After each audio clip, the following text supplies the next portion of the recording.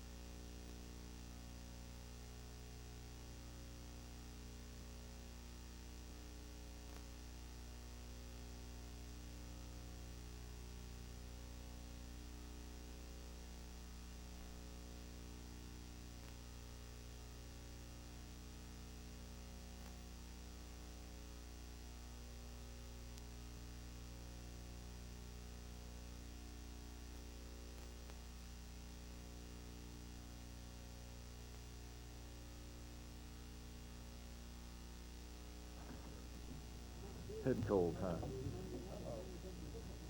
Already. God, irritating.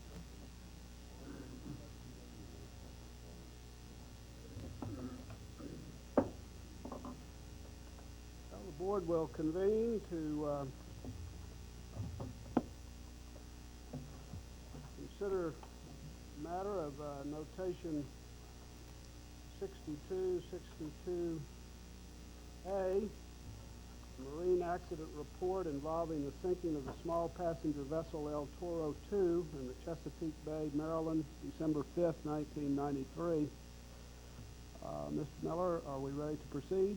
Yes, Mr. Chairman. Would you please introduce the staff?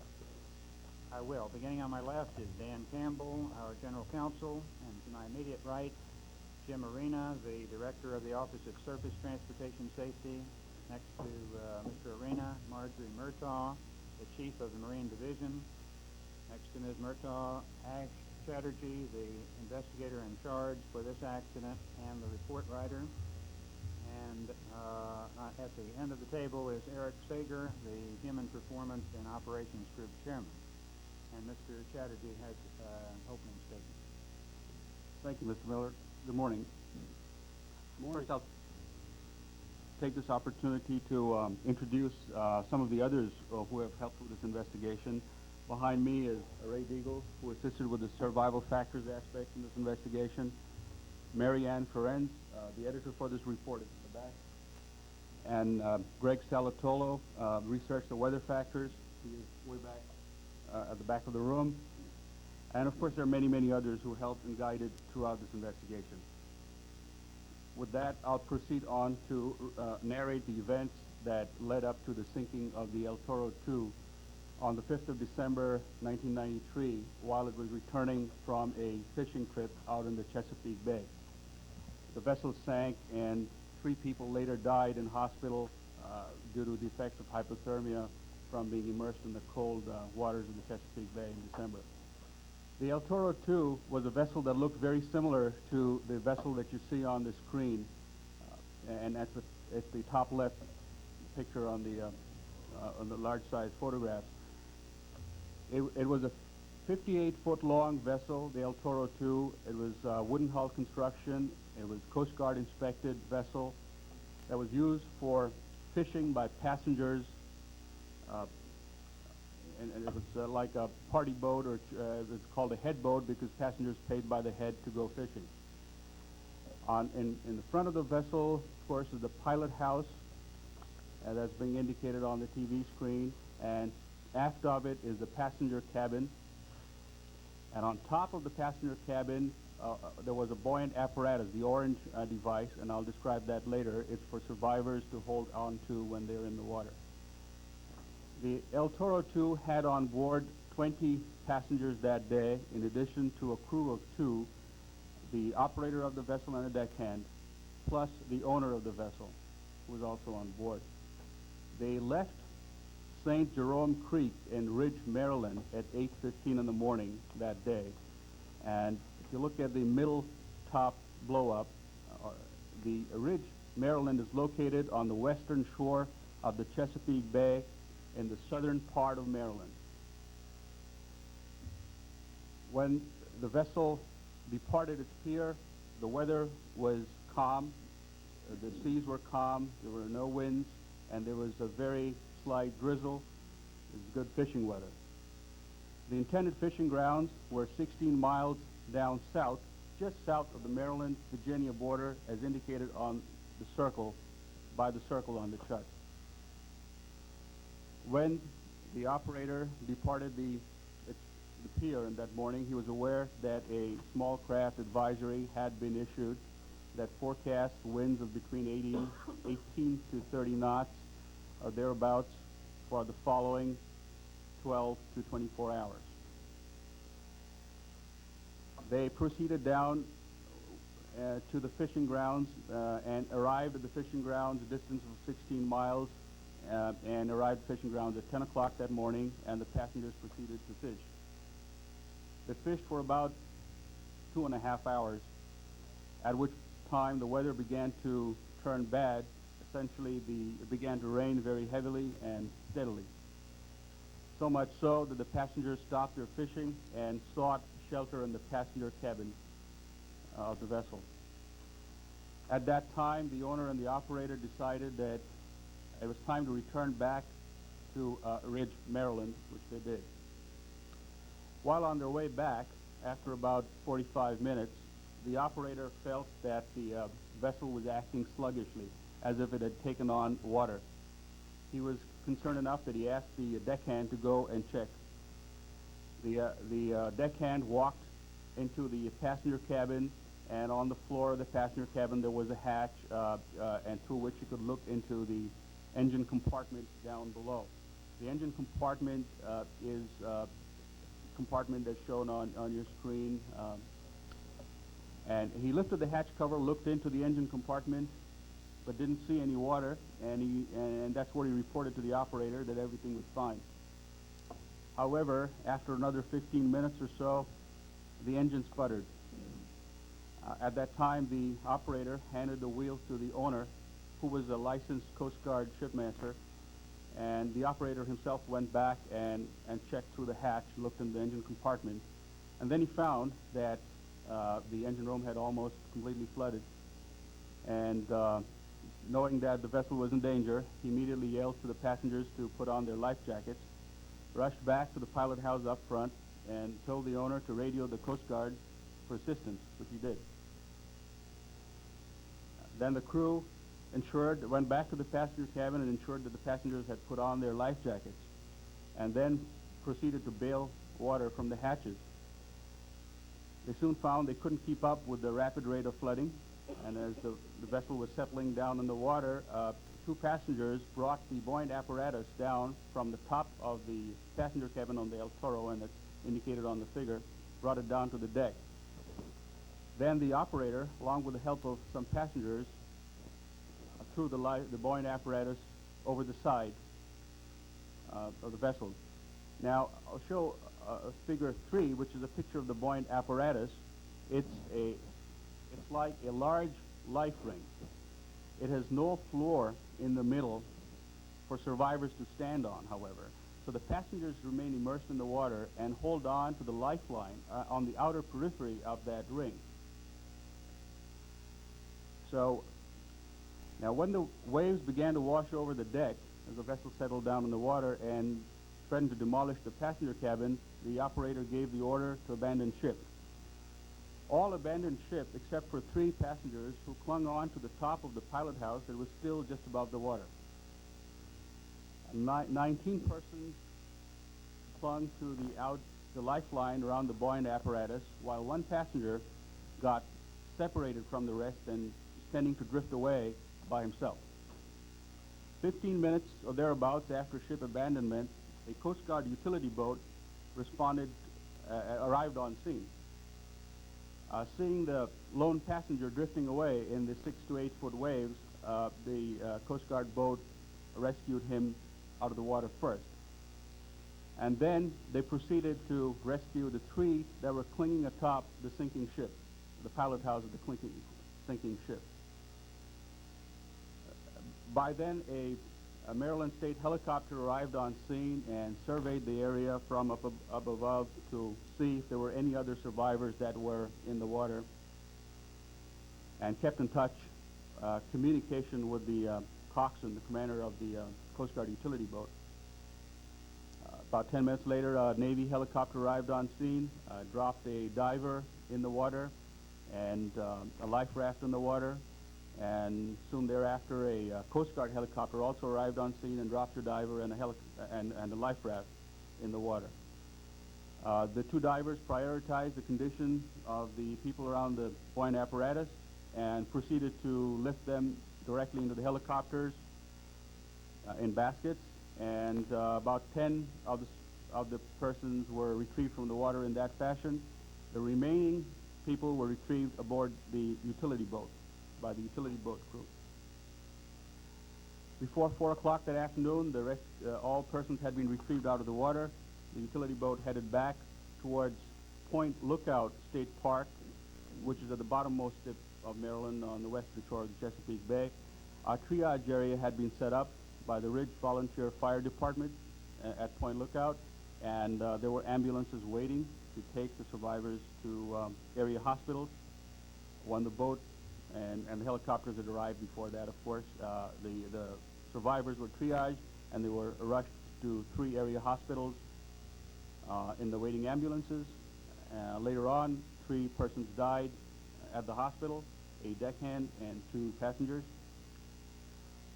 After this accident, the El Toro II, which had not sunk to the bottom of the bay but still had the overturned pilot house, part of it still sticking up above the water, it was towed to Point Lookout Marina, where it was dewatered, and that photograph on the monitor shows in the process of being dewatered. It had been dewatered, partly dewatered by then when the photograph was taken.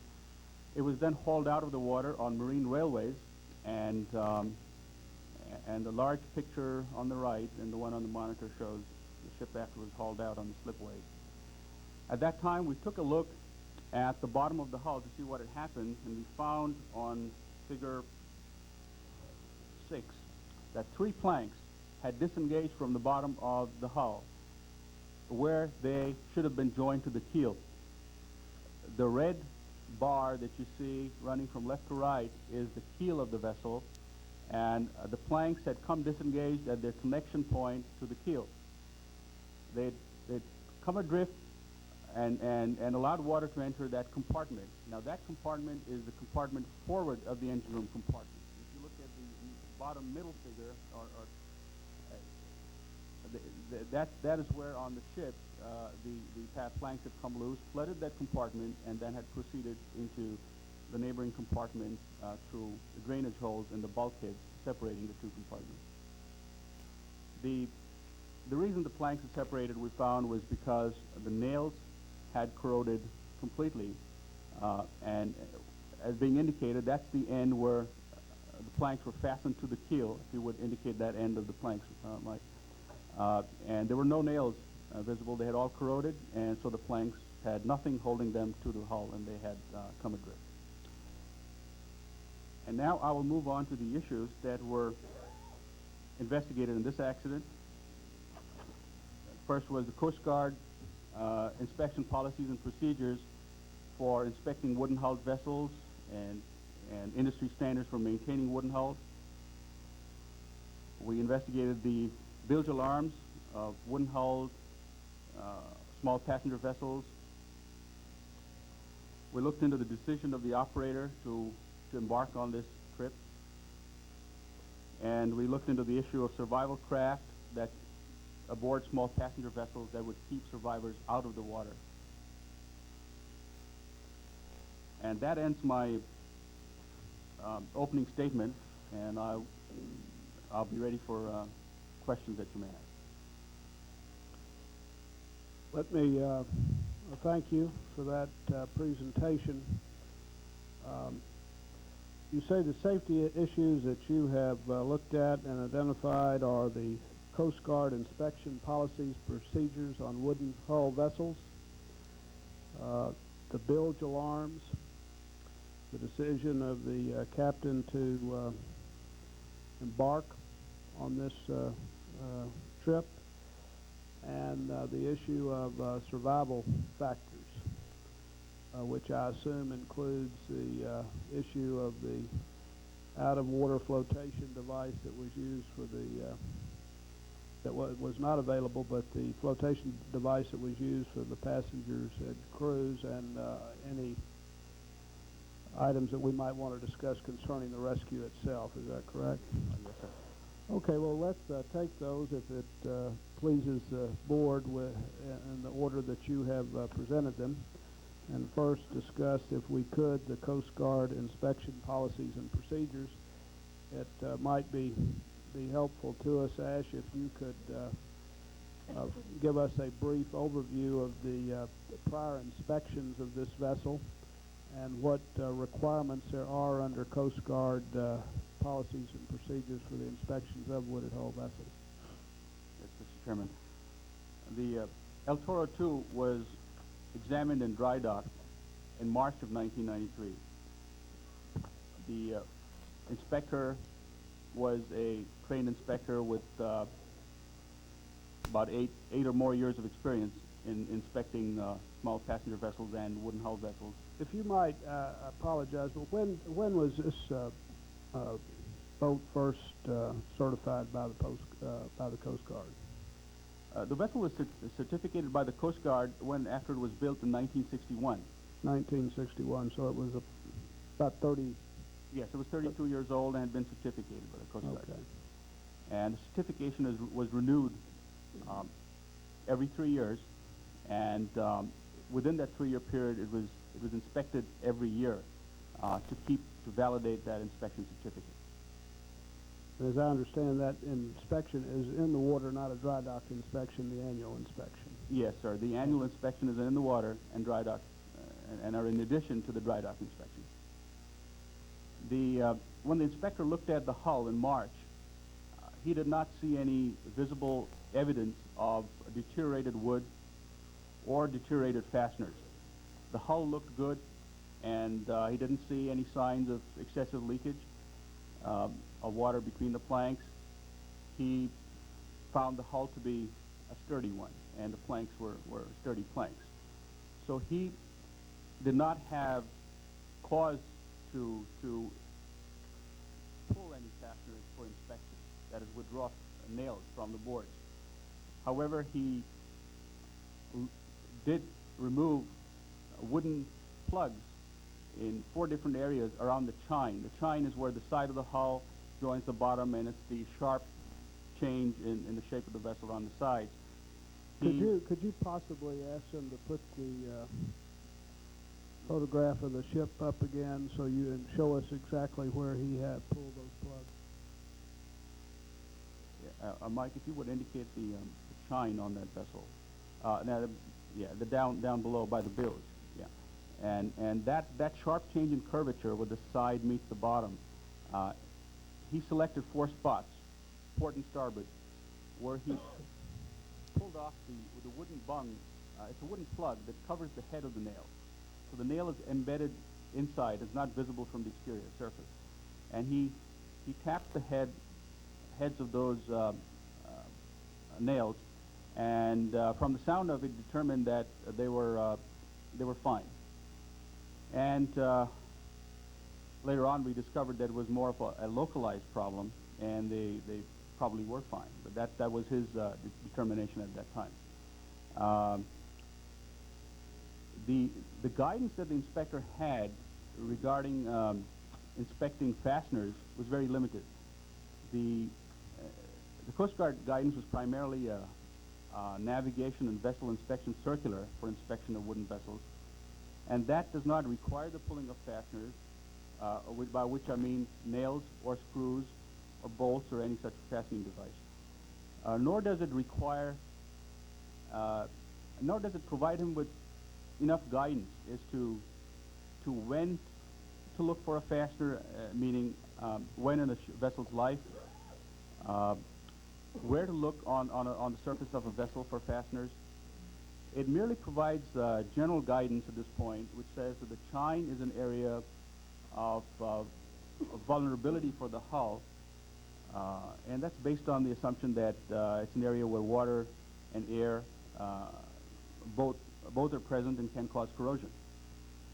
And so it provides general guidance that says that look at the chine area, but does not say how to do that or where on the chine.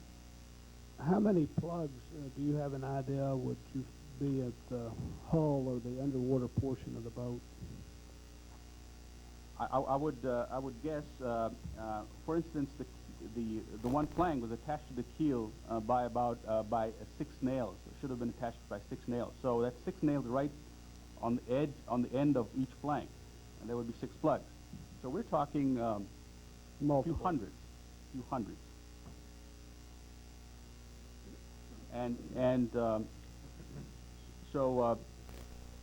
Earlier on, the Coast Guard had provided in 1985, after the sinking of another passenger vessel, and issued an ALDIT, which is a circular to all its safety offices, stating that wooden passenger vessels were vulnerable to hull decay, and especially the undetected type, and had told inspectors to look for signs of excessive leakage that could be caused by loose fasteners would cause the boards to move up and down and cause them to part between and allow water to enter through.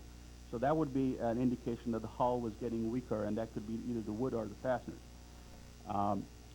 And they had been provided some guidance to look for that and to take the vessel out for an underway inspection also, meaning run it and see if water came through the planks. In this vessel, we have no evidence that water did enter in any excessive fashion. So the inspector went with basically his experience, which he had 8 years worth of, and his own, the training that he had received. One of the events of interest with regard to this whole inspection question has to do with the recommendation that came from the 1988 inspection report, in which there was a report of electrolysis around the boat in the chine area, and a recommendation that random fasteners be pulled during the next dry dock inspection. One question and then a couple of comments, I guess. On page 26, at the top there, after the sentence that I just read, the next sentence goes on to say, however, the Coast Guard inspection record neither states that any nails were pulled or examined at the 88 dry docking. Is that a typo? No. Could that have been the 93? No, we're talking about referring to two dry dockings, and we've gone back to the one before the last one. So there's two dry dockings, one in 88. But you just established in the sentence before that the 88 inspection report noted electrolysis and recommended that random fasteners be pulled at the next dry dock, which sets the reader up to think about what the next dry dock's going to be, and then you go on to say, however, the records indicate or state that no nails were pulled or examined at the 88 dry docking. It doesn't, I'm a little confused about. Well, maybe well, we can. Apparently, they were not pulled at either of these dry dockings. That is correct. Which That I is correct. understand, but that's not clearly stated.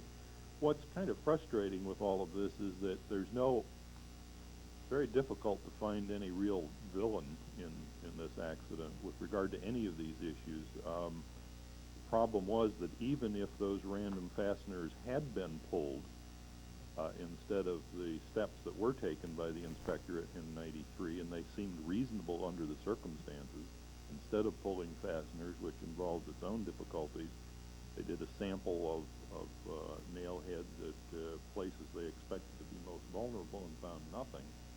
Even if they had followed through with the recommendation and pulled random fasteners in the 93 inspection, the probability seems very small that they would have selected as one of these random locations this area where the problem existed, which turned out to be pretty localized.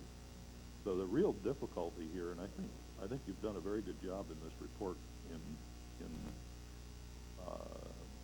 spelling this out, is the absence of some good, reliable technology that would assist in these inspections because of the very highly localized nature of the problem and the difficulty in getting in there to do an adequate inspection.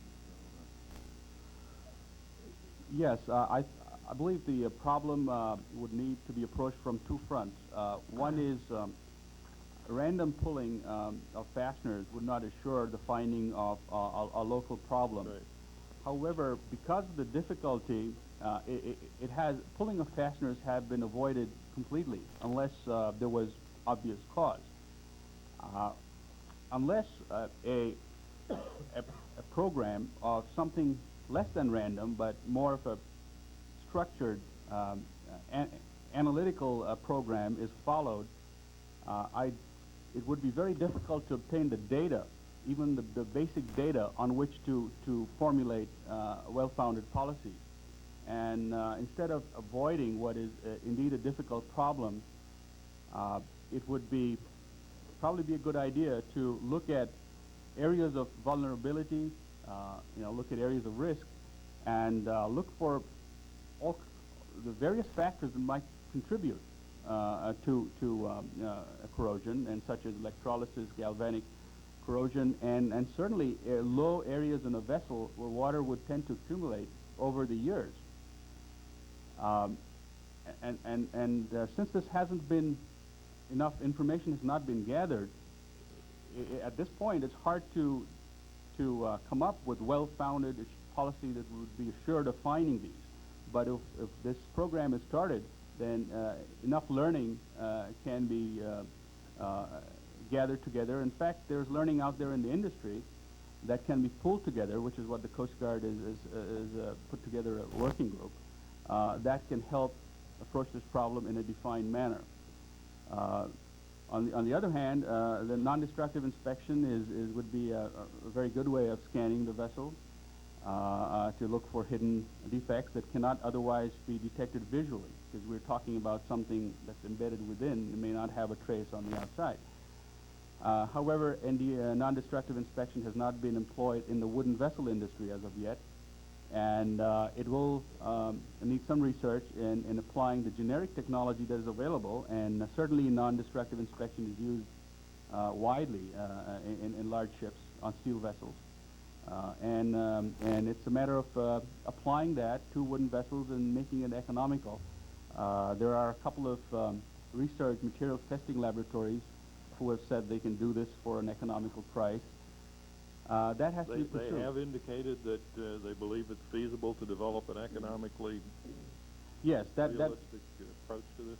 yes, sir. That is their view. Now, it needs to be. Of course, they're in the business. What yes. they view as economically feasible may not be in agreement with others' view of that. Yes, and so it really needs to be explored. The problem is it hasn't even been explored.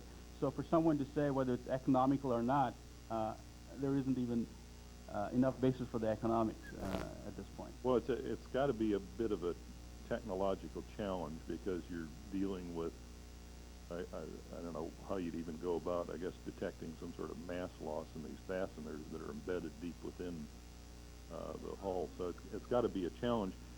There's another aspect to this that you discussed briefly in the report, and that is the question of using corrosion-free fasteners. You want to talk about that a little bit? Yes, sir. In fact, there are a number of other alternatives, one of which is using materials like Monel, which are highly superior in corrosion resistance. They are slightly more expensive. However, they are used, and widely so. A survey of the Philadelphia inspection zone, vessels in the Philadelphia zone, after the accident revealed, and I was talking to the chief of inspection in Philadelphia, and he mentioned that a lot of vessels in the Philadelphia district of this vintage had Monel nails, and when they looked at those boats, they held up very well. Were those original fasteners in those vessels? They were constructed that way? As far as that is the information. So, you know, one of the impressions I gathered from that discussion was that there were regional differences for reasons which I couldn't quite understand in the use of various kinds of fasteners depending on where these boats were constructed. That one didn't. Yeah, some of the regional differences arise from climatic conditions, the temperature of the water, the salinity of the water, being in the Gulf, being up north, the types of wood that are available, the types of wood that stand up. It's to do with climatic conditions and marine borers, and some certain types of wood are more vulnerable than others. How many of these wooden boats of this variety are in service? Do you have any idea? Yeah, the fleet size we're talking about. Yeah, we're roughly talking about 1,400 wooden small passenger vessels, and that's a quarter of the total fleet of small passenger vessels. Are there new ones being constructed? There are fewer and fewer new ones being constructed because of the associated problems as these vessels grow older. And people are moving to fiberglass and aluminum and other materials. However, that also means that we're being left with more and more older vessels, which have the problems as time goes on, in proportion. So the fleet is dwindling, but nonetheless the problem is becoming more acute in the sense that there are age effects in this. Yes, the age effects have been found statistically that there are significant age effects with wooden vessels. We talked yesterday, Ash, about the evidence of the problem. I mean, there's clearly a problem with these boats aging, and a number of them have sunk, and we discussed the relationship between 41% of the swampings or floodings occurred in these boats, where they're only 25% of the fleet. Have you had a chance to look at those figures since then to see what kind of assumptions we can make on the extent of this problem to date? Yesterday, as I understood it, there are two causes in a wooden hull boat for flooding. One would be through hull fasteners, which would be a problem common with metal or fiberglass boats. Although as wood ages, it's more susceptible to separation from the through hull fasteners or through hull fittings. And the other would be with fasteners breaking loose. Caulking doesn't seem to be a problem because of annual inspections. We're talking about Coast Guard inspected boats here. If you break that down, there's some supposition that would apply that would illustrate the extent of this fastener problem. Do you have any better feel for that? The problem of fasteners is difficult to identify in quantitative terms because fasteners have not been realized as a problem so far because of their subtle nature. When casualty databases are built up, there is no real slot specifically for fasteners, and so it's hard to identify directly them as being a problem, which is why it hasn't been done so far. However, the El Toro is one of the very few cases where we were able to recover a vessel and was not lost at the bottom of the sea. So we were able to see exactly what happened, and we found completely corroded fasteners. In most cases, the vessels have been lost at sea. They were not retrieved, and the database simply calls it as the result of the casualty was a sinking, and the cause of it was foundering, meaning they're flooding. So we know that it flooded, but we don't know why it flooded.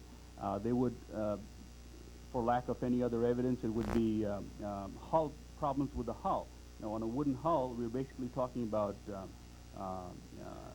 hull fittings, as you mentioned.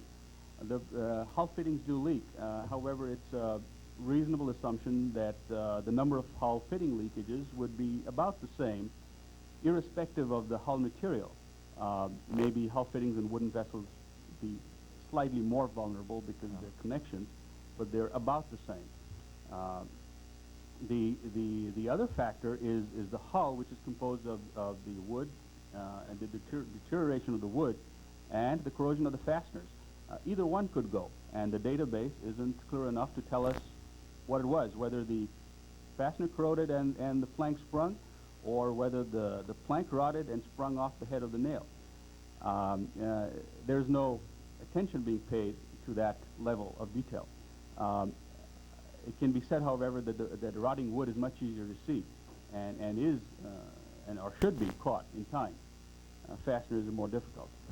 On the statistics side, we found that 41% of all the floodings and founderings have occurred on wooden vessels, whereas the numbers for steel, aluminum, or fiberglass are about 11%, 15% thereabouts. So this is significantly higher.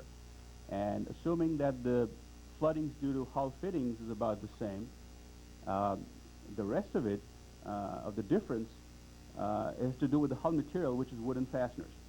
Well, and I think Dr. Lauber pointed this out, and we discussed it some yesterday, that the confounding problem is that with these localized conditions, pulling fasteners is at best going to be a hit and miss. And you could have pulled an awful lot of fasteners on the El Toro and not discovered this problem. And there are problems with pulling fasteners. It's destructive, and it's my understanding that putting the fasteners back in and sealing them properly can cause additional problems. So there's a price you pay for doing that. And I guess the working group is going to consider some program to establish a database and to try to identify areas that are more susceptible than others where fasteners could be pulled, and that seems to be a very positive thing that's underway at this point. But the non-destructive testing, which we're recommending, I gather is not a part of the working group's program. Is that correct? The non-destructive aspects have not been directly addressed in a tangible way yet by the working group. It's innovative technology and is out of the realm of the old school of inspection practices. Well, this kind of brings me to my own mind the conclusion that we'll see what the working group comes up with, but that pulling fasteners, at least as I see it, is not going to be a very effective way of dealing with fastener problems. It will help if you can localize the areas and identify those that are most susceptible. Obviously, that'll help. And pulling the plugs and tapping them is apparently a fairly accepted way of trying to identify these things.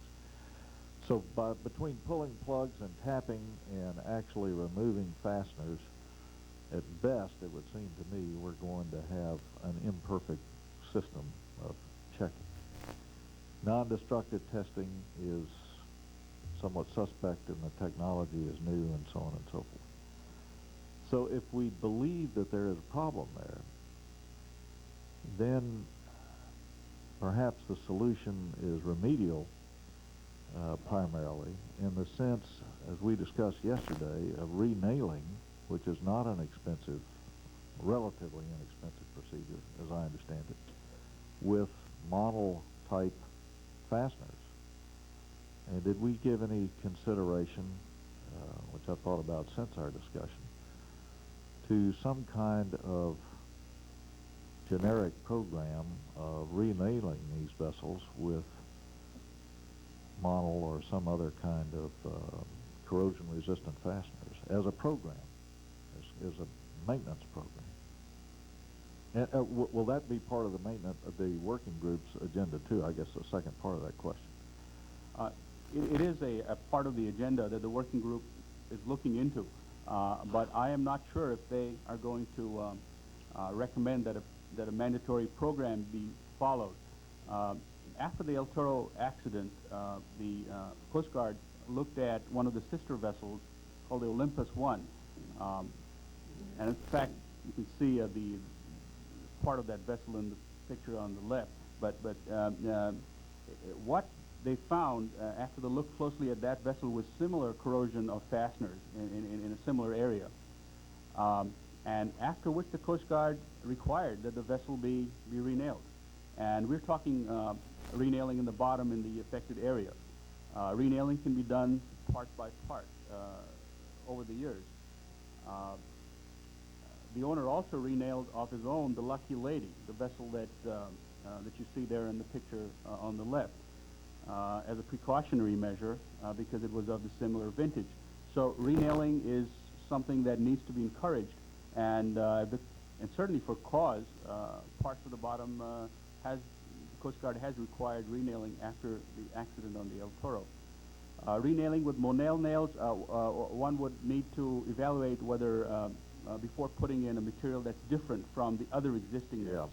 So it would have to be of the same type. Well, and if you're talking about boats that are 25 years old, when they start becoming susceptible to this, if you renail them with galvanized nails, presumably you'd have another 20 years of life out of them. Which, Yes, and the other alternative, of course, would be to use screws type materials that would be easily more easily removed for inspection. And a lot of screws are used, and it's all the long-term, short-term economics of an owner that he might want to rethink in the light of if he was purchasing an old vessel.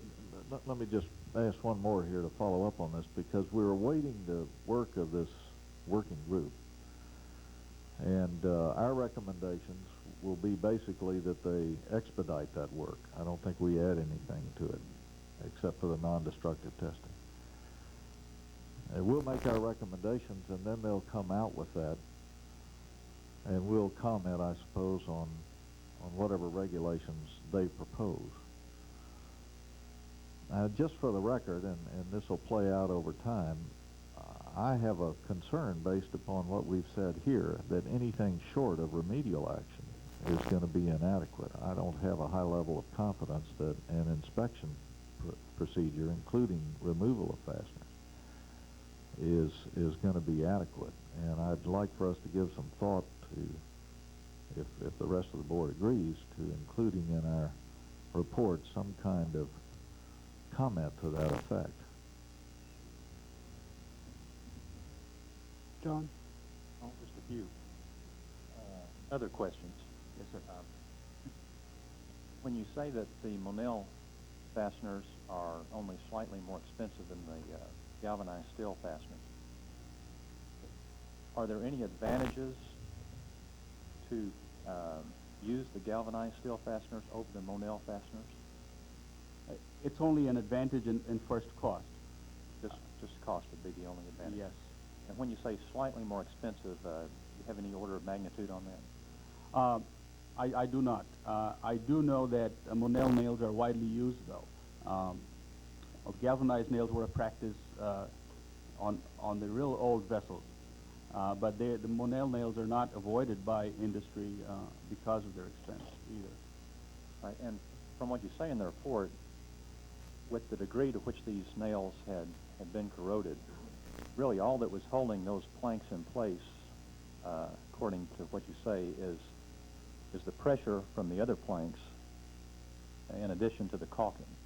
Is that correct, basically? Yes, it was just the pressure exerted between the planks on each other because of the swelling in the water and the high pressure of the water holding them up.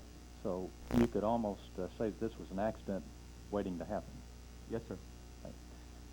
And just one third question. Is there any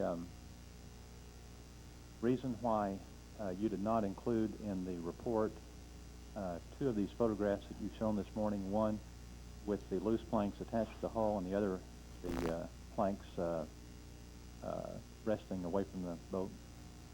No, sir, there's no particular reason we could include them.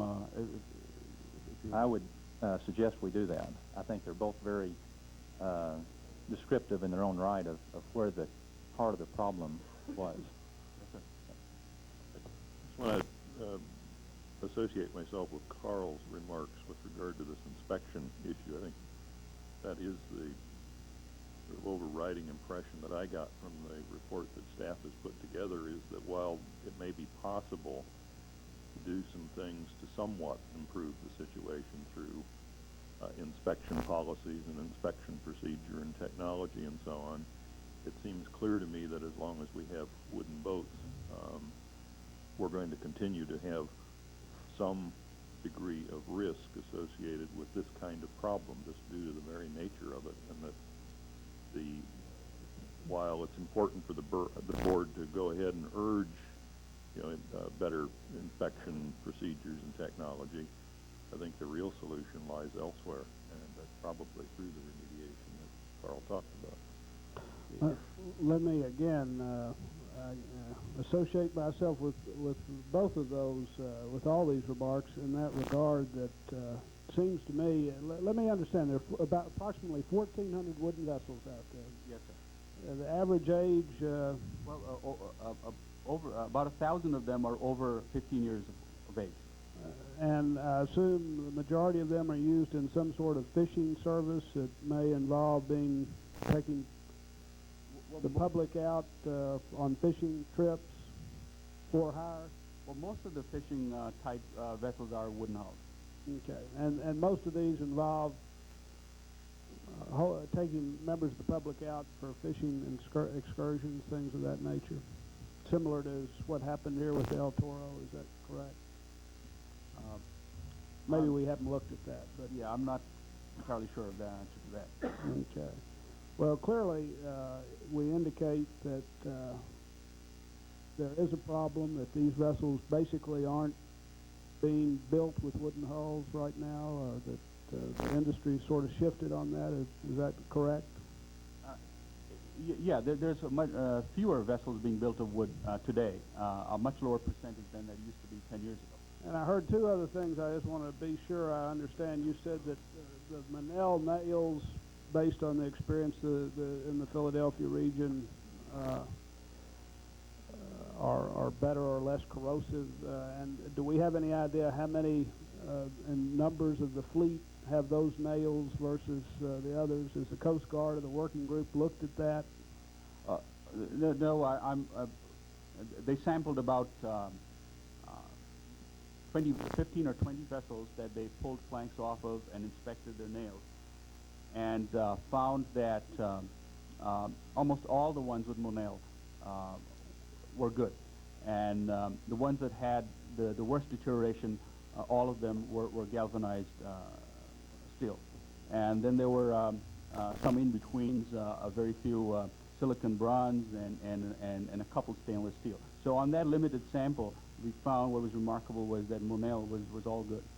And of the 1,400, you said a lot of the corrosion or problems as a result maybe of the waters they operate in. Yes. is the working group identifying how many of these particular vessels are operating, say, do we know how many operate on the Chesapeake Bay versus in the Gulf or other areas? Yeah, there are about 180 vessels, wooden vessels inspected, small passenger vessels out of the Baltimore district. But what the working group has done is the people on the working group have been selected from various areas around the country, from each of the various areas. So each of their practices would be reflected in the document. Each of their concerns would be reflected in that, consensus document. Well, and this is just and one individual's reflection on this is that 1,400 vessels does not seem like a number that cannot be dealt with, and particularly if we are looking at just for example the Chesapeake Bay, there are 140 of those vessels, and as Member Vogt mentioned, the possibility of renailing those vessels as a remedial action versus waiting 3-5 years for a report from a working group or waiting for new technology to be developed or applied in this situation seems to me to be something that we might want to look at when we get into the recommendations. All right, does anyone else have anything else on the Coast Guard inspection policies and procedures? If not, we will move into the second safety issue that you identified in your investigation, the subject of the bilge alarms. And for those, if you could possibly tell us what type of equipment the El Toro had in terms of bilge pumps and what bilge alarms would have added in terms of safety to this situation, I would appreciate it. Yes, sir. The El Toro met Coast Guard regulatory requirements by having 2 electrically driven submersible bilge pumps. They were located in the engine compartment, and they would drain any leakage water that drained out of the cooling system, that came through the caulking. There's always a little bit of leakage in these wooden boats. And the pumps were sized, their capacities were such as to deal with what is called ordinary leakage, the leakage that is to be expected from ordinary usage of wear and tear of machinery through the packing of the propeller shaft where it enters the hull, where the rudder shaft enters the stern compartment, and so forth. They are not sized to deal with catastrophic flooding because it would not be possible to buy something economically or a size even make it fit on the vessel. Coast Guard regulations do not require at this time any alarms to alert the operator that a flooding situation had arisen. And we've seen many instances in the past where undetected flooding had occurred while a vessel was underway, and the operator only found out after this vessel had, for all practical purposes, sunk. It was minutes from being sunk. He really didn't have time for him to take any mitigating measures.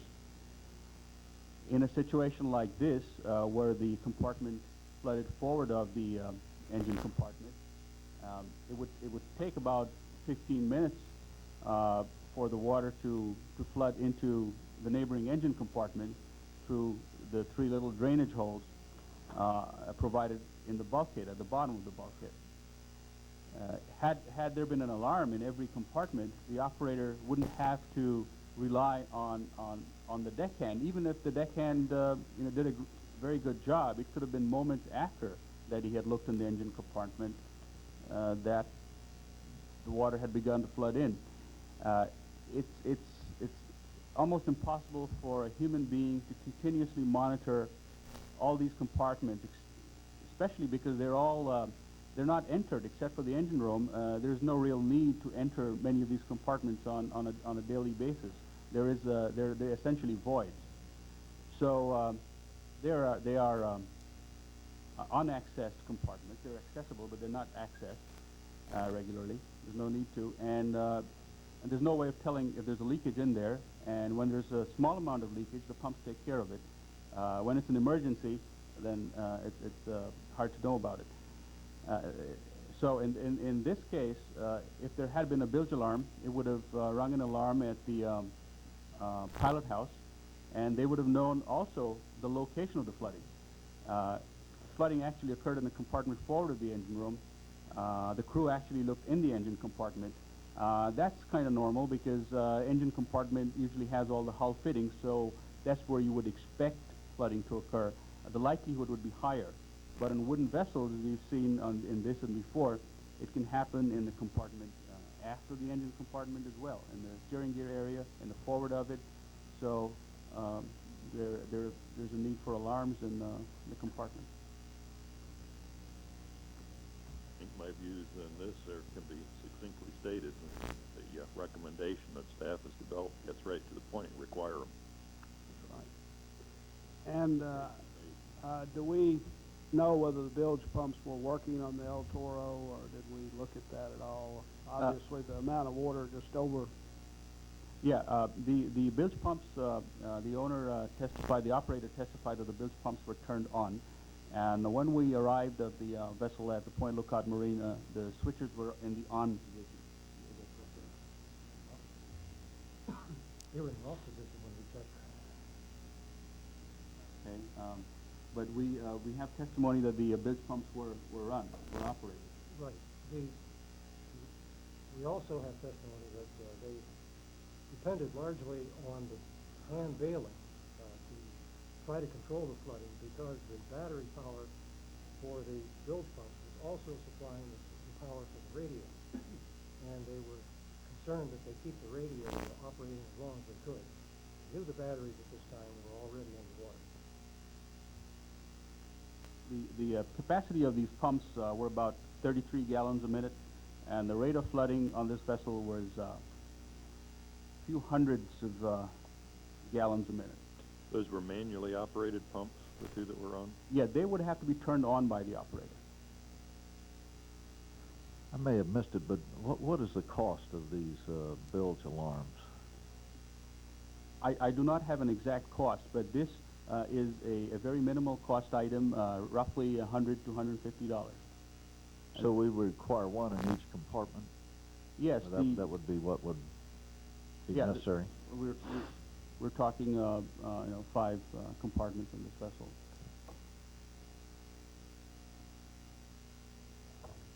And the bilge pumps, as I understand it, were part of the inspection and were found to be.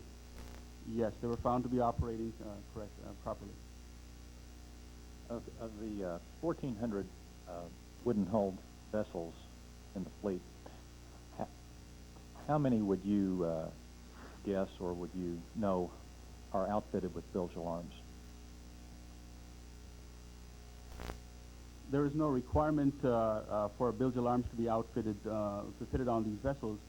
In the casualties that we looked at, the Comet, the Captain Crunch, and the others that we have data on, all of them had this undetected flooding that was found out too late. So none of them had bilge alarms on board. So I would guess that, as a rule, most do not. Okay. Very good. All right. Do we have any other? Yeah.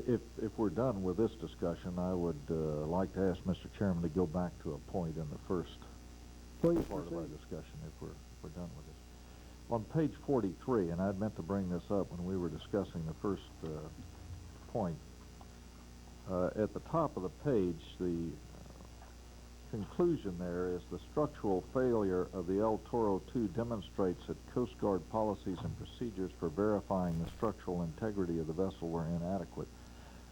And I had a question that we touched on yesterday, and I still have, as to whether or not that's a warranted conclusion based upon this record. And just to reiterate, my concern is that I'm not sure that there is any inspection technique that would adequately have discovered this, or that the evidence in our record would support a conclusion that pulling fasteners as a general proposition would have discovered this. Oh, well, no, there is no assured solution by pulling fasteners. It's merely a start in the process of making pulling fasteners less random and more structured. It has to be less than a random process.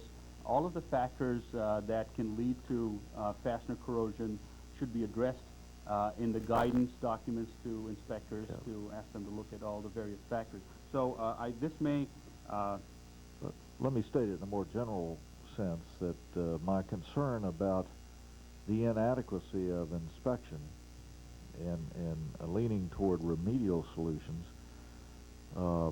leads me to believe that the Coast Guard structural integrity inspection requirements, whatever they were or might be, would not cure this problem. And I would suggest that we say something to the effect the structural failure demonstrates, in a general sense, the inadequacy of inspection procedures.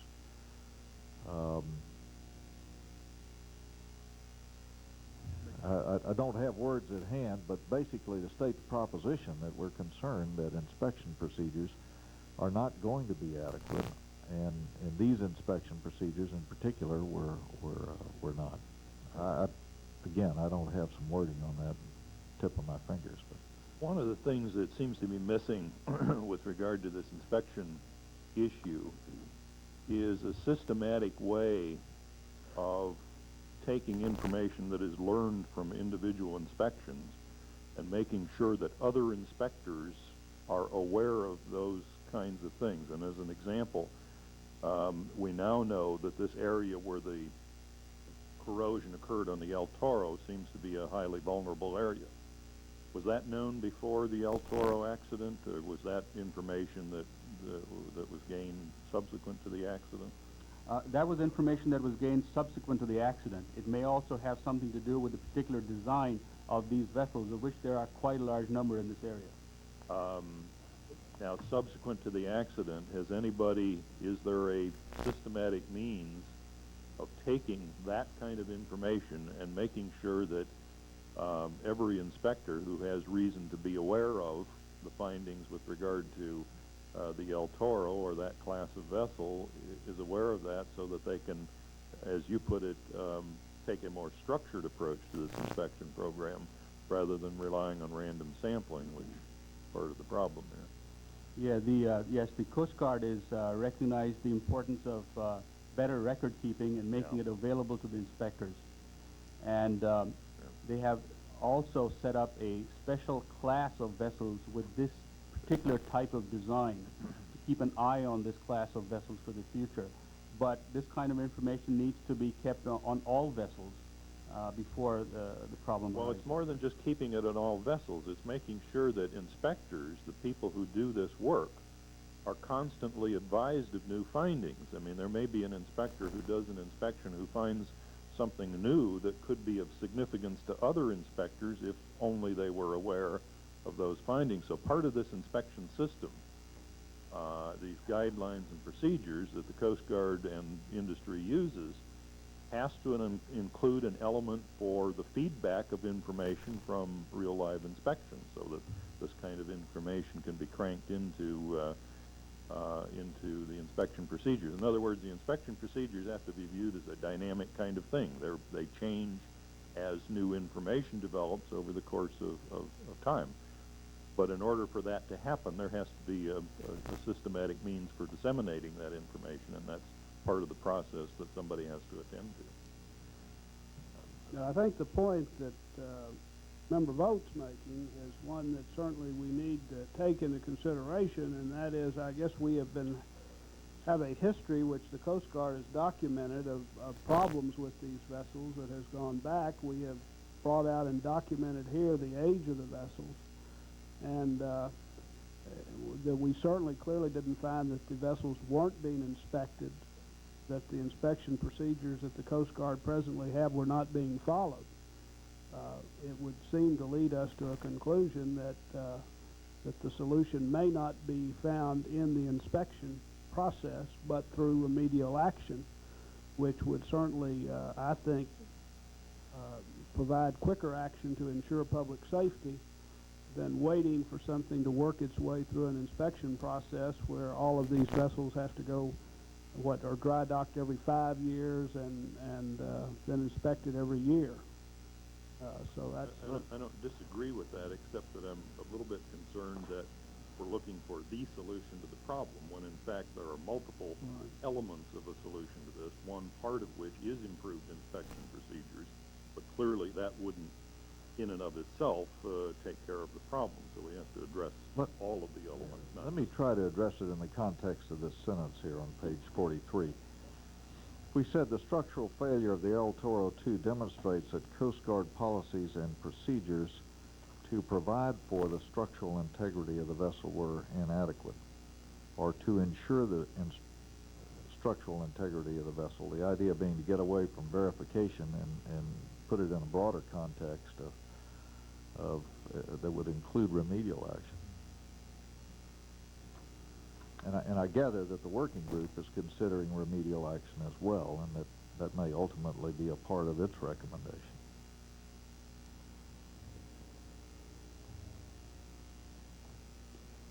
All right, that will lead us now to the safety issue number 3 that was identified in the course of the investigation, the decision to embark on the trip.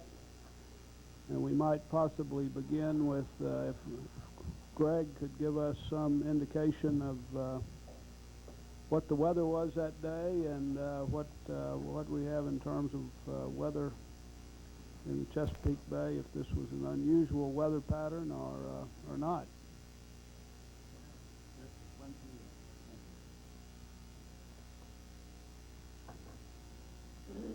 Take advantage of having a weatherman present to get the weather from.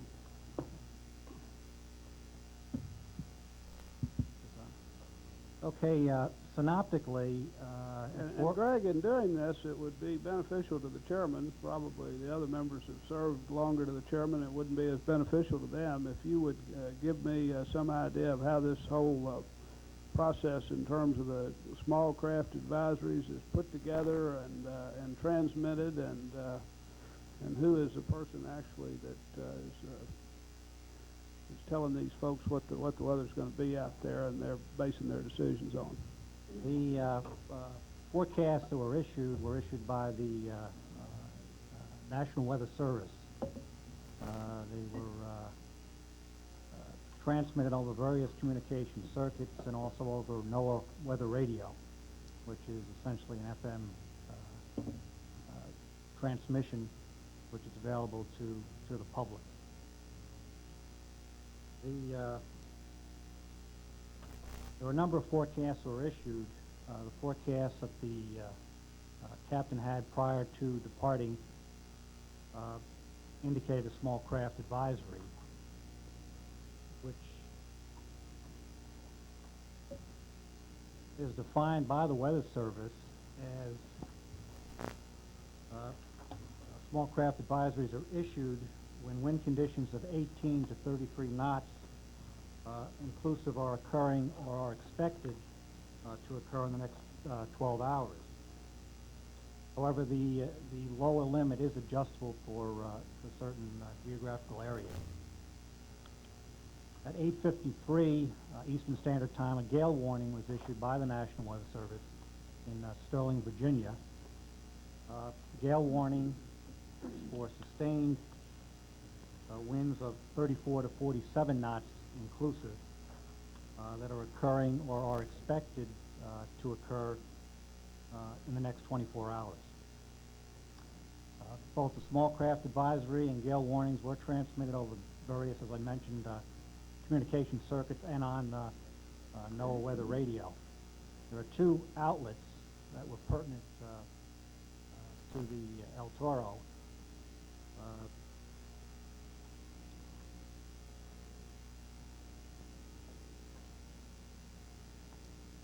There was a NOAA weather radio station in Salisbury, Maryland, which is about 94 miles away from where the El Toro was fishing. And then there was also an outlet at Heathville, Virginia, which is about 15 approximately 15 miles away. Synoptically, that morning, 4 o'clock in the morning, there was a developing low pressure in central Virginia, and that was moving towards the northeast. By 7 o'clock, it was moving in through east central Virginia. 10 o'clock, it was centered just about in the area where the El Toro, or where the El Toro was, or the fishing grounds where the El Toro was. By 1 o'clock that afternoon, it had moved to the northeast with the winds. As the low pressure was moving up from central Virginia, the winds would have been basically from an easterly direction, southerly and easterly. As it moved into the area where the El Toro was fishing, the winds would have tended to die down a bit, become more calm. And then as it moved northeast of the fishing area, the winds would have shifted around to the northwest and become gusty. The observational evidence we have indicated the winds were southerly, 15, 20 knots, and then they calmed down as the low tracked to the northeast. As the low moved northeast of the area of the fishing grounds, the winds moved into the northwest and became very gusty, with maximum gusts up around 35 knots.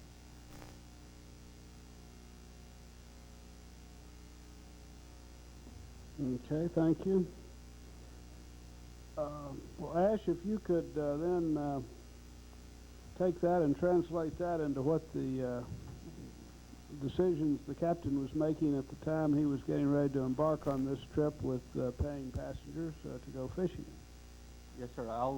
If I may, I'd like to defer this to Eric Sager, who investigated this matter in a lot of detail. Okay. Eric?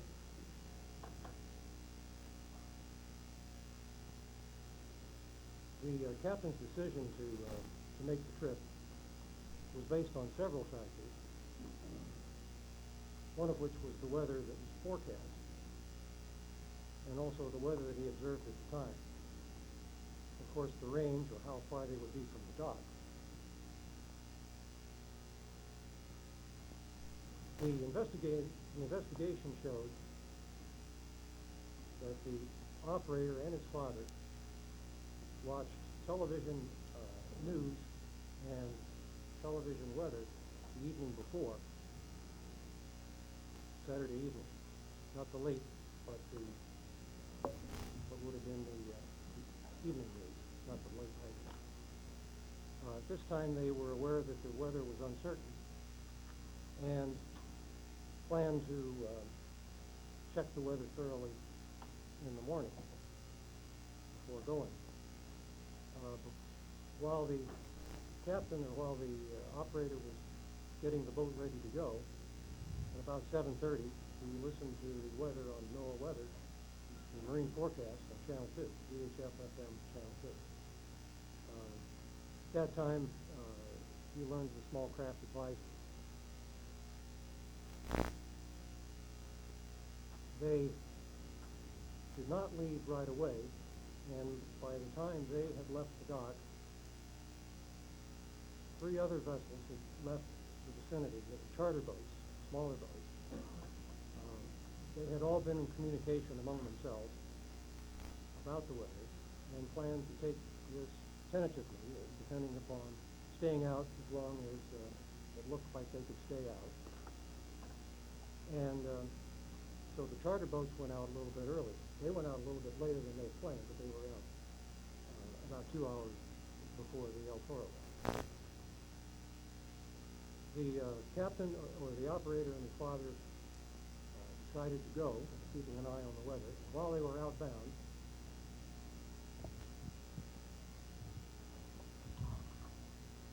still in the creek, they made a radio call out to the fishing area, and one of the vessels that they had planned to be fishing near reported the weather was nice. So the El Toro continued on and found, when they got there, the weather to be flat calm. That was just the way it was described.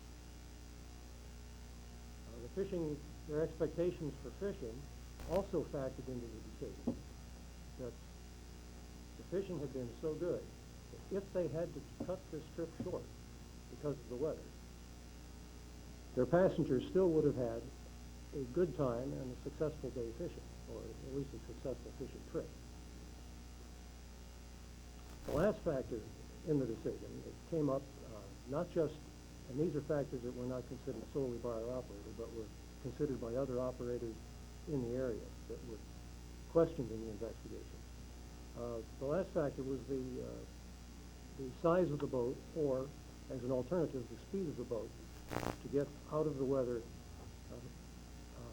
If the boat was dependent on speed for safety in these conditions, the boat would have left the vicinity when the weather began to deteriorate and make port before the weather closed in. A boat like the El Toro depended upon its size and its seakeeping ability, being a much slower boat, operating at about 9.5 miles an hour, 9.5 knots. And this boat depended for its safety on its seakeeping ability while the weather was deteriorating. So their decision then to go was based upon this group of factors and did reflect, or was typical of, considerations of other charter boat or fishing party boat captains in the area. Okay. There's no evidence, is there, that had the integrity of the boat been maintained, that it would have been unsafe? There's no evidence that it would have been unsafe. No. And the other boats all made it back in? Right. Yes, they did. And in fact, other boats went out to assist that were smaller than the El Toro. Went out in the weather to assist, yeah. Yes. On the outbound leg of the trip, did the operator monitor any radio channel? He was monitoring 2 CB channels and 3 VHF FM channels, according to testimony and his statements. He was not directly monitoring weather on these channels, but other members of the group that were fishing together were monitoring the weather. I see. And were discussing weather on those channels and the forecast. Was the operator aware of the gale warning in effect? He did not say he was aware of the gale warning that was in effect in those terms. He was aware of the expectations for wind and the expectations for wave height. The small craft warnings are intended to define small craft warnings for vessels 30 feet or under. Gale warnings do not include the size of the vessel, but rather include a range of wind. And if the wind conditions that are forecast, if the maximum wind that is forecast falls within that range for the gale warning, then we're considered to be operating in a gale warning.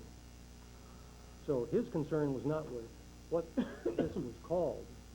He was concerned with what the maximum wind prediction was, and was that well within the seakeeping and safety of the vessel, as well as the comfort level for the passengers.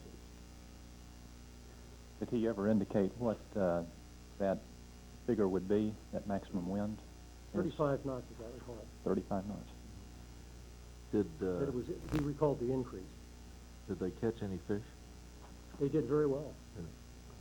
And I gather it would take him approximately 2 hours, based on the chart we have, to get from the fishing grounds back into the dock. A little, excuse me, a little less than that. Yes. Little less than 2 hours.